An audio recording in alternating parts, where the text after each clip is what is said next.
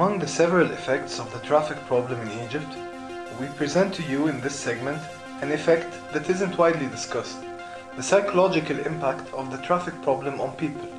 The traffic problem seems to many as a regular hassle that holds no effect on their well-being. However, that's not true. Dr. Boni Settlage, a psychology professor at the American University in Cairo, emphasizes more on the matter. Traffic is one of those factors similar to noise pollution or overcrowding that can seem like not a very nothing more than an inconvenience, but when they've looked at the effects of these things on people's well-being and their stress levels and ultimately their physical health, they find that they're actually very predictive of negative outcomes.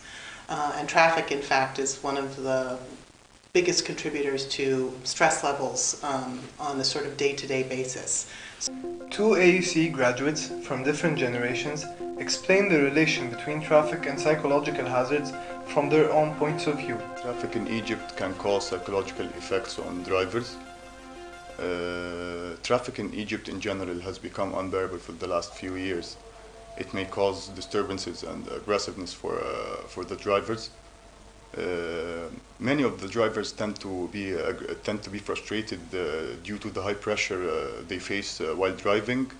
Many of them can break the rules in order to reach their destination. It might cause a sort of isolation because after a long time, a long day, returning from busy hours and returning from your job exhausted, you're not willing to go out anymore.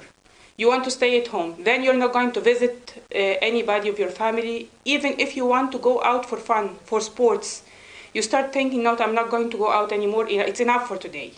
Then it can cause you isolation. As a result of all this, I'm afraid it might lead to depression. The negative impact on people's health, whether physical or psychological, should not go unnoticed, and drastic solutions are a must in order to avoid these impacts.